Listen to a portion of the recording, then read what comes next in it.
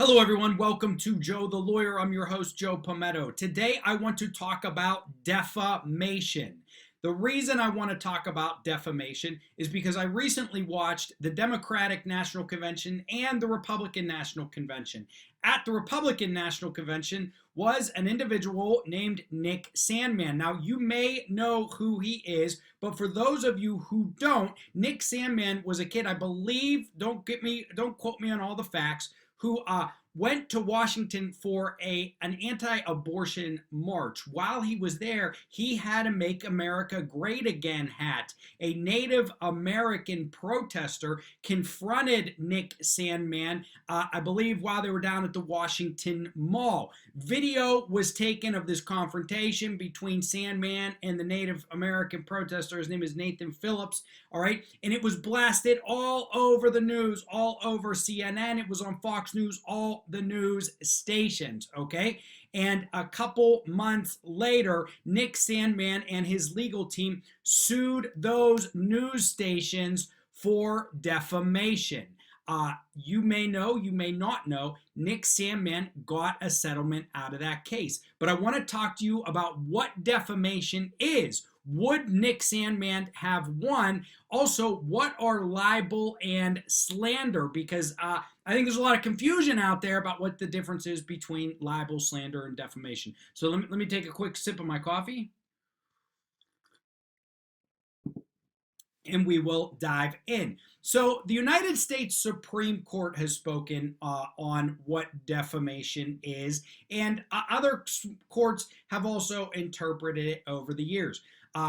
Many of you may already know what it is. Basically, it's a civil cause of action. So that means that if someone has been defamed, libeled, or slandered, they can sue the individual who did that for monetary damages. Now, what do you need to show in order to win a case of defamation? There are four standard elements in defamation. Number one, a false statement. Number two, a publication or communication of that statement. Number three, a degree of fault, which is negligence at least. And number four, damages. So the plaintiff who's suing someone for defamation has to meet all four of those elements. Before I dive deeper into those elements, let's talk about what libel and slander are. Well, libel and slander are just specific forms of defamation. Slander is the spoken word form of defamation, and libel is the written word form of defamation.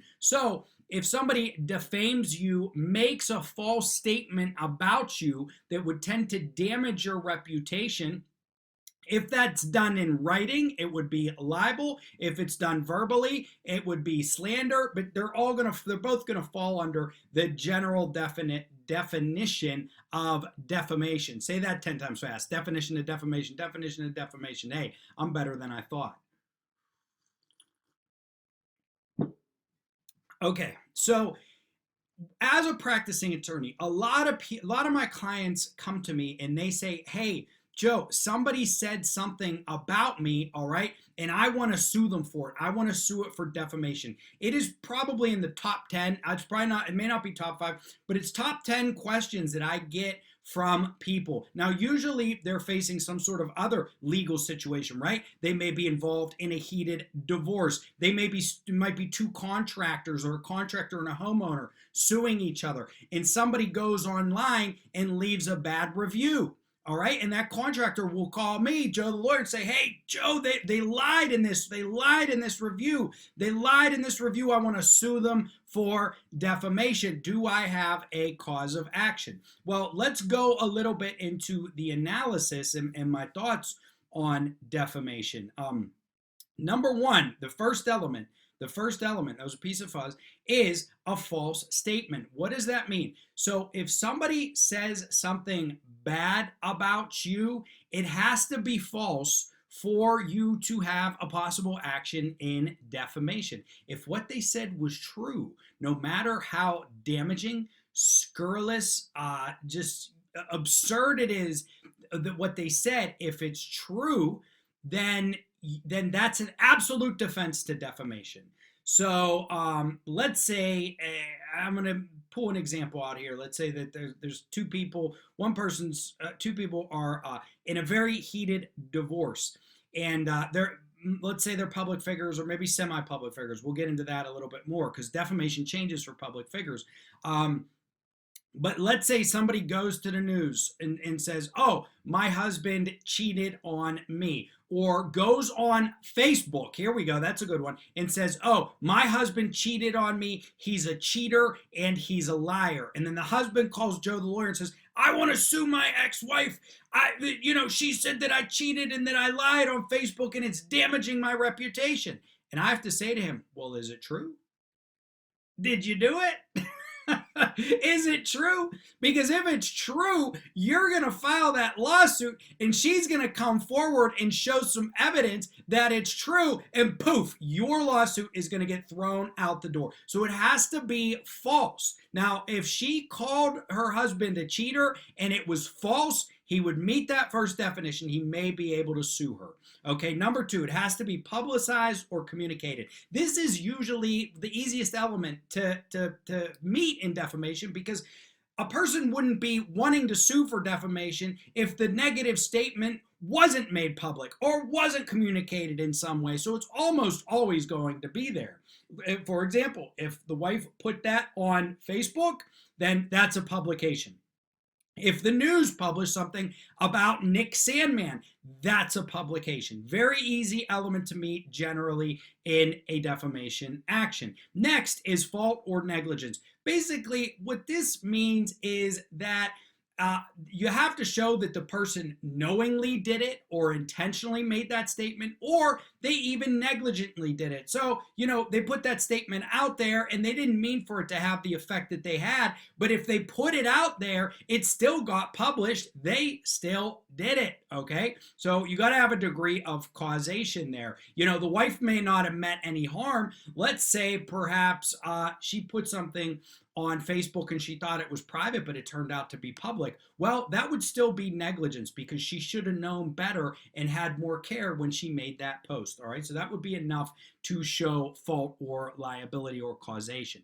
And finally, the other big element to meet besides falsehood, remember the statement's got to be false, is damages. So this happens a lot with people who are just regular folks, regular citizens, and the wife puts the comment about the husband being a cheater on Facebook, but he, some people talk behind his back and they say some bad things about him, all right, but 6 months and a year later, it's really not having any effect on his relationships, etc. You got to have damages. You need to show that you were hurt some way by this statement. Did people email you and say, oh, what happened? Did people call you names? Did you lose business? That's the biggest thing generally with businesses, is if a business can show an actual loss of business from the false statement, then they might have a pretty good defamation action.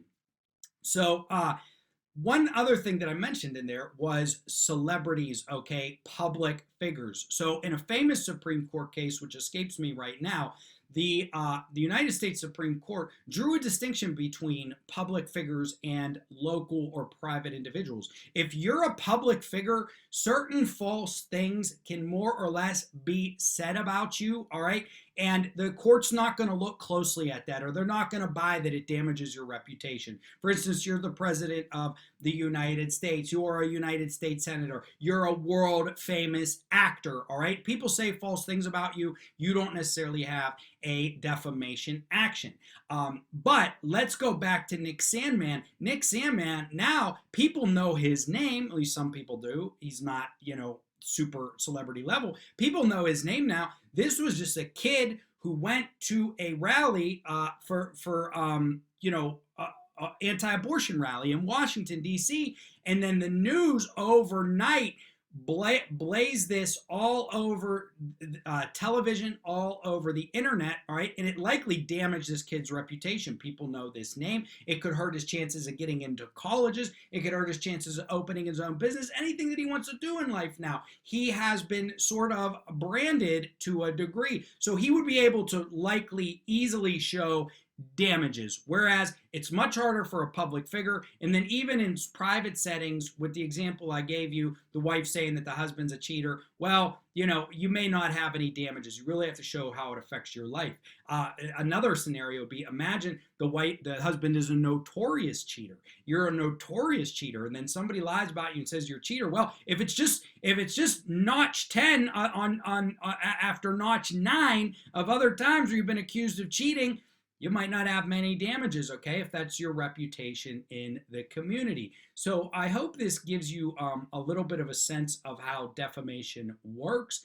It's a civil action, a person who has been defamed, whether orally, slander, or a written libel. If it meets the elements that I laid out, you can sue that other person. My clients call me about defamation all the time. One scenario I get, and it's quite sad one, is when people get charged with crimes. What the media or newspaper will do is they'll read a criminal complaint and then they'll publish in their article what happened in the criminal complaint. Now, it may not be true. It may actually be defamation.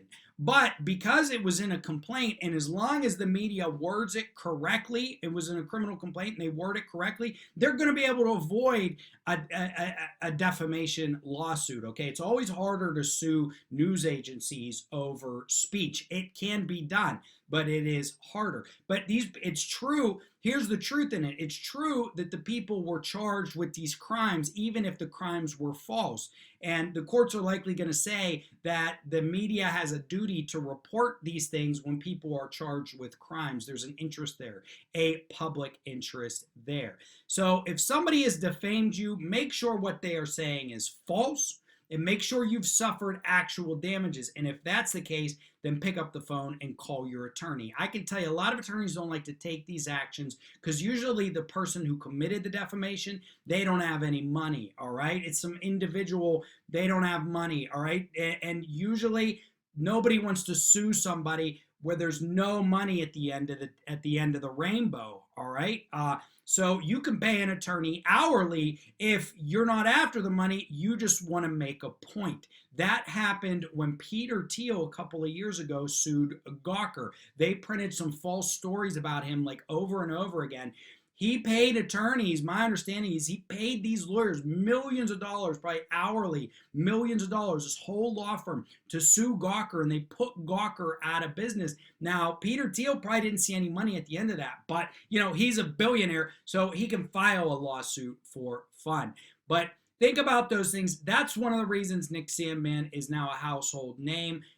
It never went to trial, so we can't say for sure why the defendants, who I believe was CNN, maybe the Washington Post, I'm not sure, some other media outlets, they settled the case, but they must have thought there was going to be some liability there, and that likely was around the way they characterized Nick Sandman in that interaction with the protester. Was all negative. If they just put the video up in a very nondescript title, they could probably avoid a defamation lawsuit. But when you start to take a side and you start to lean into falsehoods, you are opening yourself up, whether you're a media agency or not. So thank you for tuning in to Joe the Lawyer. This is just something on my mind I wanted to talk about with you all today. If you like my channel, please like, subscribe, comment, and share. Let's go out and get some justice.